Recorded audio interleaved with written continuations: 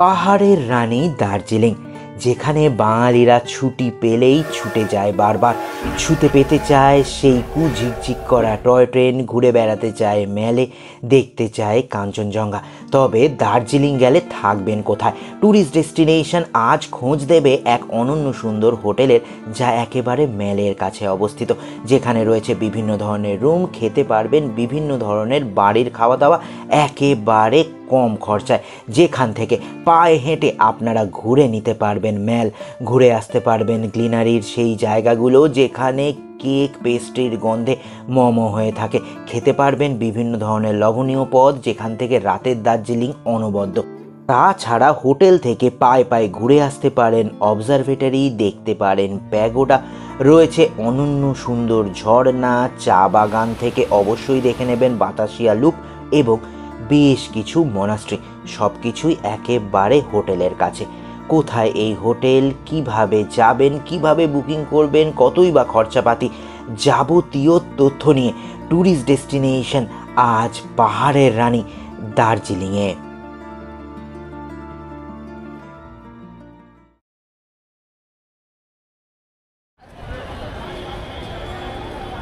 Tourist destination চ্যানেলে সবাইকে স্বাগত। আমি ডক্টর মিঠুন। এখন চলে এসেছি শিয়ালদা স্টেশনে। শিয়ালদা স্টেশনে কেন এসেছি জানেন? যাব বাঙালিদের অন্যতম প্রিয় ডেস্টিনেশন দার্জিলিংয়ের উদ্দেশ্যে। দার্জিলিংয়ে আমরা থাকবো এক অনন্য সুন্দর হোটেলে, যেই হোটেল একেবারে মেলের একদম কাছে। আর যেই হোটেল থেকে আপনারা পায়ে হেঁটে ঘুরে নিতে পারেন দার্জিলিংয়ের আশপাশ, শুনতে পারবেন কুঝিকঝিক শব্দ, মানে একেবারে দার্জিলিং স্টেশন লাগোয়া। আমরা আজ যাচ্ছি উত্তরবঙ্গ এক্সপ্রেসে করে এনজিপি। উত্তরবঙ্গ এক্সপ্রেস সন্ধ্যে 7:40 ছাড়ে, ভাড়া নিয়েছে, আমরা যাচ্ছি 3 টায়ার এসিতে, ভাড়া পড়েছে 1000 টাকার মতো। আর একদম কথা নয়, ট্রেন ছাড়ার সময় হয়ে গেল। চলুন শুরু করি দার্জিলিংয়ের উদ্দেশ্যে যাত্রা। ট্রেনে উঠে ঘুমিয়ে পড়লাম, কলকাতাকে পেছনে ফেলে নতুন দিনে সকাল সকাল জানলার বাইরে সূর্যোদয় আর চা বাগান দেখতে দেখতে পৌঁছে গেলাম সকাল সকাল নিউ জলপাইগুড়ি জাংশন স্টেশনে।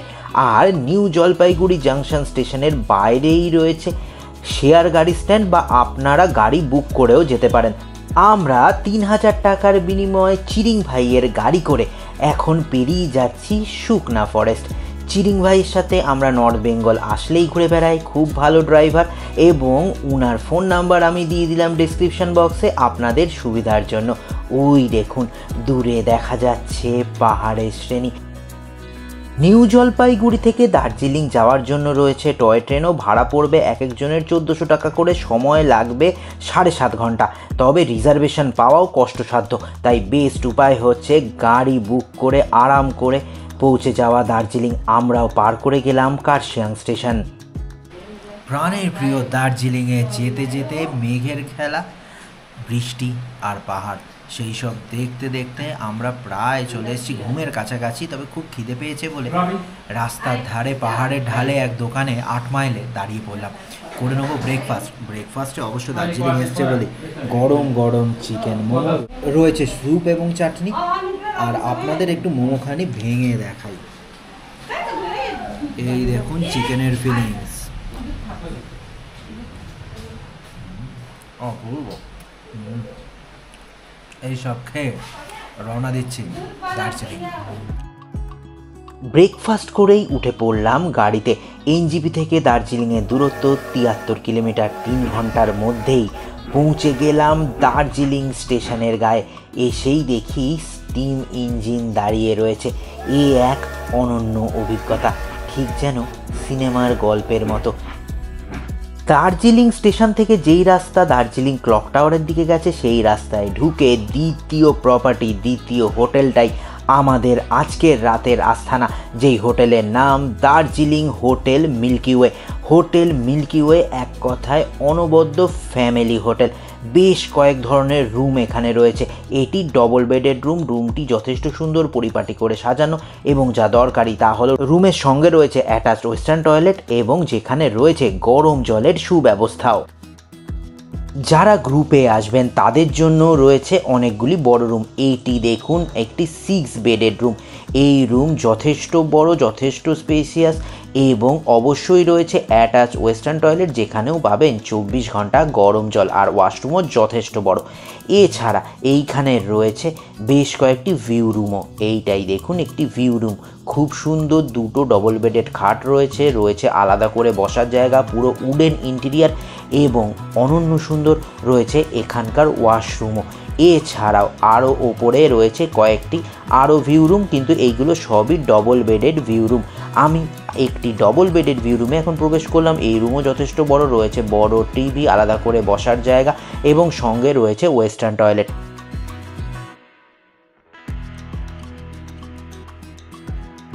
সমুদ্রপৃষ্ঠ থেকে 7100 ফিট উচ্চতায় অবস্থিত দার্জিলিংয়ে এসে হোটেল মিল্কি ওয়ে দেখিয়ে গরম জলে স্নান করে চলে এলাম লাঞ্চ করতে।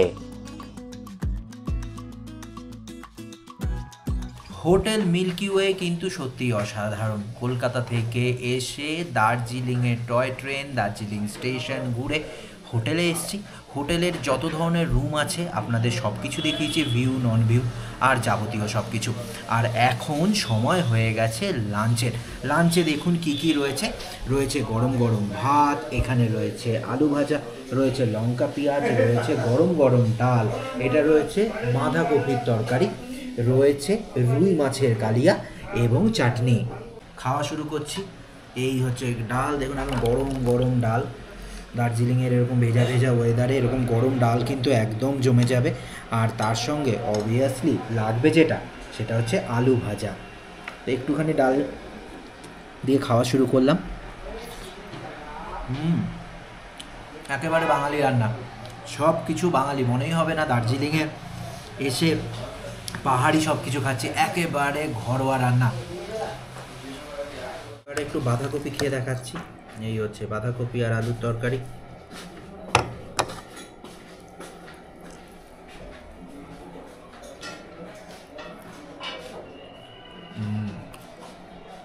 খুব সুন্দর টেস্ট, একেবারে অপূর্ব। এবারে একটু মাছ খেয়ে দেখাই। এই দেখুন রুই মাছের পিস কত বড়। আর রুই মাছ খেতে একটু কেমন, মানে রান্না কেমন হয়েছে। কলকাতার যে কোনো পাইস হোটেলের কথা মনে পড়ে যাবে এখানে এসে খেলে। অপূর্ব সুন্দর, সব কিছুর টেস্ট খুব ভালো, একেবারে ঘরোয়া রান্না। আমরা এই সব খেয়ে কিছুক্ষণ বিশ্রাম নিয়ে পায়ে হেঁটে দার্জিলিং ঘুরবো। পায়ে হেঁটে দার্জিলিং ঘোরার মজাই আলাদা। কী কী দেখবো তার জন্য আর কিছুক্ষণের অপেক্ষা। আমি আপাতত লাঞ্চটা কমপ্লিট করে নিই। শৈল শহরের রানী নামে পরিচিত দার্জিলিং। দার্জিলিং তার ভূপ্রাকৃতিক সৌন্দর্য, চা ও হিমালয়ান রেলের জন্য বিখ্যাত। দার্জিলিংয়ের জনপ্রিয়তা ব্রিটিশ রাজের সময় থেকেই বৃদ্ধি পেয়েছে, বিশেষ করে যখন এটি গ্রীষ্মকালীন রাজধানী হিসেবে গড়ে উঠেছিল। পূর্বে দার্জিলিং ছিল প্রাচীন গোর্খাদের রাজধানী। পরে সিকিমের মহারাজা ব্রিটিশদের দার্জিলিং উপহার করেন। হোটেল মিল্কি ওয়ে থেকে 5 মিনিটের মধ্যে চলে আসলাম গ্রিনারির সামনে। এই জায়গা সবার বড় প্রিয়। সেখান থেকে কিউরিও শপগুলির সামনে দিয়ে হাঁটতে হাঁটতে এগিয়ে চলেছি ম্যালের দিকে।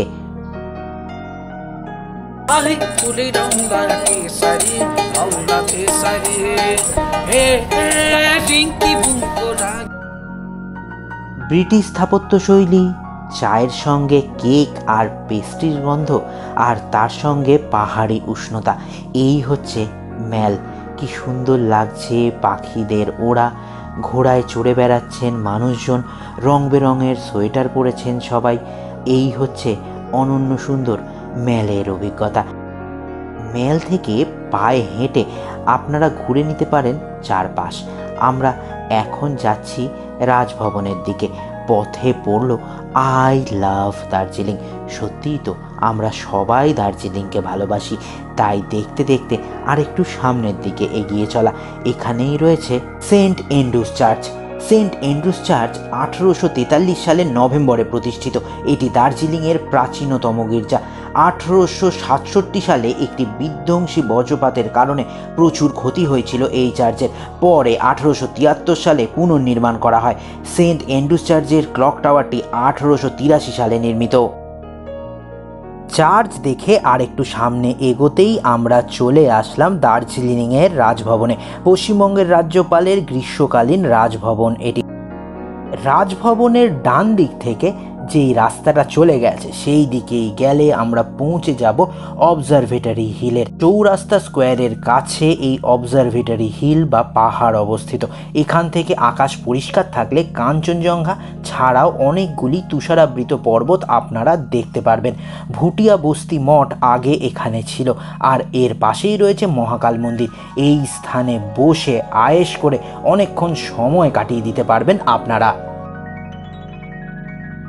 অবজারভেটরি দেখে আমরা এখন যাব দার্জিলিংয়ের আর এক দ্রষ্টব্য স্থান মহাকাল মন্দির দেখতে।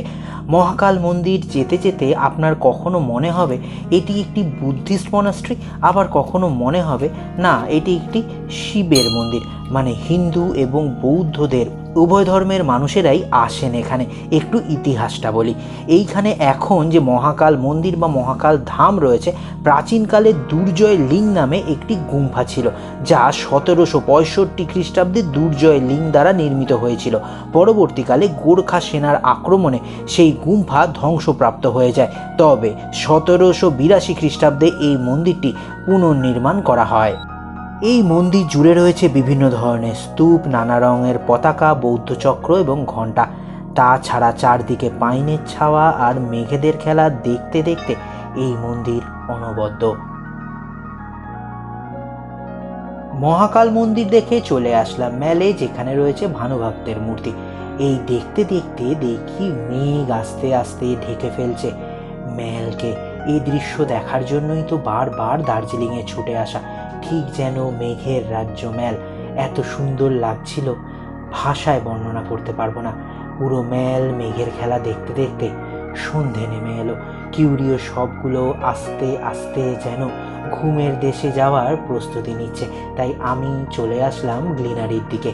কেক, পেস্ট্রি, স্ন্যাক্স খাবো বলে।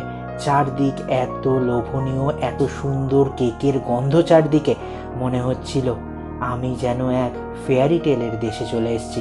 রাতের দার্জিলিং আর তার সঙ্গে এই সব লোভনীয় খাবার দাবার। গ্রিনারিতে এত ভিড়, আর এই দিকে দার্জিলিংয়ে বৃষ্টি। আপনারা বৃষ্টির শব্দ শুনতে পাচ্ছেন। তাই আমরা কেভেন্টার্সের ওপরে চলে এসেছি। এখান থেকে রাতের দার্জিলিং শহর অপূর্ব দেখায়। আর কেভেন্টার্সে এসে একটুখানি অন্য ধরনের সন্ধেবেলার স্ন্যাক্স খাবো। কী খাবো? নিয়েছি চিকেন সসেজ। এই হচ্ছে চিকেন সসেজ। আর এইখানে নিয়েছি চিকেন স্যান্ডউইচ, ব্রাউন ব্রেডের স্যান্ডউইচ, আর হচ্ছে গরম গরম কফি। এই হচ্ছে চিকেন সসেজ।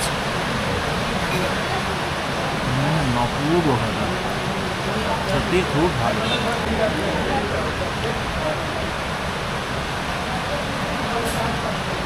চিকেনের ফিলিংস একেবারে ভর্তি।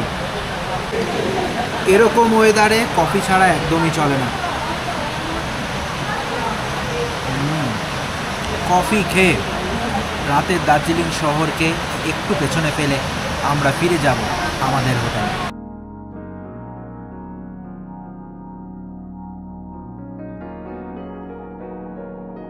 বৃষ্টি ভেজা দার্জিলিংয়ে দেখতে দেখতে রাত গভীর হয়ে এলো। আর রাতে আমরা ডিনারে খাবো আজকে ভাত, কারণ খুব ঠান্ডা। রুটিও খেতে পারেন আপনারা। তো ভাতের সঙ্গে রয়েছে পেঁয়াজ লঙ্কা, রয়েছে আলু ভাজা, গরম গরম ডাল, এখানে রয়েছে আলু পটলের তরকারি এবং অবশ্যই রয়েছে চিকেন। এখন একটু চিকেন দেখাই। এই হচ্ছে চিকেন।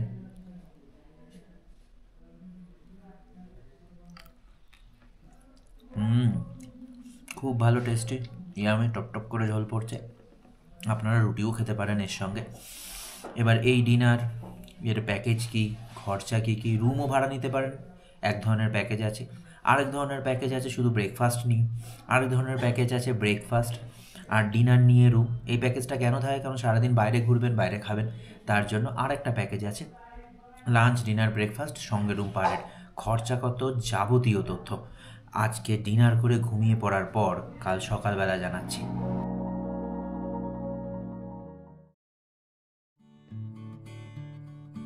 ট্যুরিস্ট ডেস্টিনেশনের আজ দার্জিলিংয়ে দ্বিতীয় দিন। সকালবেলা ব্যালকনিতে বসে চায়ে চুমুক দিতে দিতে কেটে গেল অনেকক্ষণ সময়। আমরা এখন পেয়ে গেছি হোটেল মিল্কি ওয়ের খুব আপনজনকে। নমস্কার দাদা। আমরা তো দুদিন ধরে এখানে আছি, খুব ভালো লাগলো, রুম ফুম খুব ভালো, খাওয়া দাওয়াও খুব ভালো। এবার দর্শক বন্ধুদের যে প্রশ্নগুলো থাকে সেইগুলো আমাকে করতেই হয়। যে ধরুন আপনাদের মূলত 4 ধরনের রুম আমরা দেখিয়েছি, আমরাও একটা বেশ ভালো ভিউ রুমে আছি। তো সেই রুমগুলোর রেন্ট মানে কী কী ট্যারিফ আছে? এগুলোর একটা হয় সিজনাল রেন্ট আর একটা হয় of seasonal rent. Seasonal rent যেরকম আছে মিল্কওয়েতে ভিউ রুম ডাবল বেডেড, মানে দুজন থাকার যে যেটা আমরা ডাবল আছি, ওটা পড়বে আপনার 2500। আচ্ছা, পার নাইট। পার নাইট যেটা রেট বলছে ওটা প্রত্যেকটা পার নাইট। আর সিপি প্ল্যানে মানে উইথ ব্রেকফাস্ট পড়বে আপনার 2600। আচ্ছা। এমএপি পার হেড মানে সকালের ব্রেকফাস্ট অ্যান্ড রাতের ডিনার, এই দুটো মিলে পড়বে আপনার 1500 করে পার হেড। আচ্ছা। এটাই পড়বে এপি পার হেড 1600 যখন breakfast, lunch and dinner include. আচ্ছা, বাহ বাহ, আচ্ছা আচ্ছা। এইটা হয়ে গেল ডবল শেয়ারিং। এবার ট্রিপল শেয়ারিং যেটা আছে সেটা হচ্ছে 3000 পার রুম ইপিতে, অনলি রুম, শুধু রুম 3000। হ্যাঁ। সিপিতে হচ্ছে 3100 শুধু ব্রেকফাস্ট নিয়ে। হ্যাঁ, শুধু ব্রেকফাস্ট নিয়ে। হ্যাঁ। এন্ড ব্রেকফাস্ট আর ডিনার নিয়ে হচ্ছে 1400 পার পারসন। পার পারসন 1400 টাকা প্রতিজনে। ব্রেকফাস্ট, ডিনার এন্ড লাঞ্চ মিলে হচ্ছে 1500 পার পারসন। 1500 টাকায় লাঞ্চ ডিনার সহ ওই রুমটা হয়ে যায়। বাহ বাহ। এবার আসি of seasonal rate. Of seasonal rate হচ্ছে ভিউ রুম পড়বে আপনার 1600 পার নাইট ডবল শেয়ার। হ্যাঁ।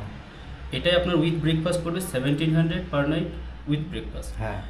এমইবিতে পড়বে আপনার 1100 করে পার হেড। আচ্ছা। আর breakfast, dinner and lunch include থাকলে পড়বে 1300 পার পারসন।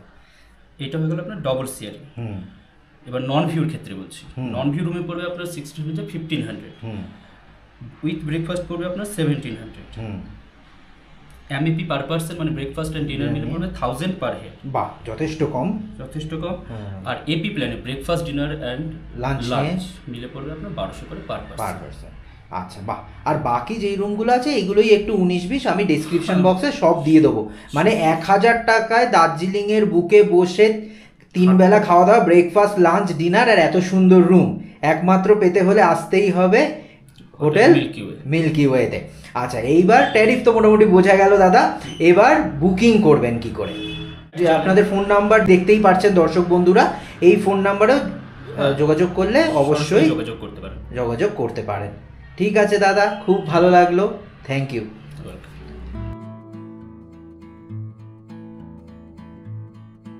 প্রাণের প্রিয় দার্জিলিংয়ে দেখতে দেখতে কেটে গেল 2 দিন। এখন কলকাতা ফিরবো। সকাল সকাল ব্রেকফাস্টের সময় হয়ে গেছে। ব্রেকফাস্টে কি কি রয়েছে আমি একবার দেখিয়ে দিই। এখানে আপনারা এই অপশানগুলো অ্যাকচুয়ালি পাবেন। এখানে রয়েছে লুচি সবজি, এগিয়ে রয়েছে আলু পরাঠা, তাছাড়া রয়েছে ব্রেডের সঙ্গে বাটার নিতে পারেন, টোস্টও নিতে পারেন, আর অবভিয়াসলি সঙ্গে রয়েছে চা। তো আমরা এই সব খেয়ে দার্জিলিংয়ের যে দ্রষ্টব্য স্থানগুলো রয়েছে একটা গাড়ি করে সেই দ্রষ্টব্য স্থানগুলো দেখতে দেখতে ফিরবো এনজিপি। তাহলে আর অপেক্ষা কিসের? দার্জিলিং আসলে অবশ্যই থাকুন হোটেল মিল্কি ওয়েতে, কারণ মেলেরও কাছে আবার দার্জিলিং স্টেশনেরও কাছে, সবই পায়ে হাঁটা পথে। অনন্য সুন্দর এই হোটেল, খাওয়া দাওয়াও অনন্য, সব কিছু আপনাদের দেখিয়েছি। খরচাপাতি কীভাবে বুকিং করবেন যাবতীয় ইনফরমেশান। আর আমরা ব্রেকফাস্ট করে রওনা দিচ্ছি কলকাতার উদ্দেশ্যে। তবে ভিডিও এখানেই শেষ নয়, দার্জিলিংয়ের বাকি দ্রষ্টব্য স্থানগুলো যে দেখতে হবে সেই সব দেখতে দেখতে গল্প করতে করতে পৌঁছে যাব কলকাতা। এনজিপি থেকে দার্জিলিং যাওয়ার জন্য সেই চিরিং ভাইয়ের গাড়িতে উঠে পড়লাম 3000 টাকার বিনিময়। পথে যেতে যেতে দেখে নেব বেশ কয়েকটি স্থান। তেমনই প্রথমে এসে থামলাম পিস পাগোড়া এবং জাপানিজ টেম্পলের সামনে। এখানে কোনো প্রবেশ মূল্য নেই, খুব নিরিবিলি এই স্থান এবং খুব সুন্দর লাগবে এই স্থানের পরিবেশ। প্রথমে আমরা প্রবেশ করলাম জাপানিজ টেম্পলে। এই টেম্পল সত্যি অনন্য সুন্দর। জানলার বাইরে দিয়ে এই মন্দির থেকে দেখা যায় পিস পাগোড়া। তাই একদম সময় নষ্ট না করে পিস পাগোড়ার দিকে পা বাড়ালাম। এই পরিবেশ, একদিকে পাইন ফরেস্ট, একদিকে মেঘের খেলা, তার মাঝখান দিয়ে টিপ টিপ করে বৃষ্টি পড়ছে। সেখান দিয়ে হেঁটে চলে আসলাম একেবারে বুদ্ধর সামনে। চারদিকে রয়েছে বুদ্ধের বিভিন্ন ভঙ্গিমার বেশ কয়েকটি বিভিন্ন ধরনের মূর্তি, আর এই স্থানের পরিবেশ সত্যি অনন্য। পিস প্যাগোডায় আপনারা ইচ্ছে করলে অনেকক্ষণ সময় অতিবাহিত করতে পারেন। আমরা যেহেতু দার্জিলিং মেলে করে আজ কলকাতা ফিরব, তাই এখানে বেশিক্ষণ সময় নষ্ট না করে আরও এগিয়ে গেলাম সামনের দিকে।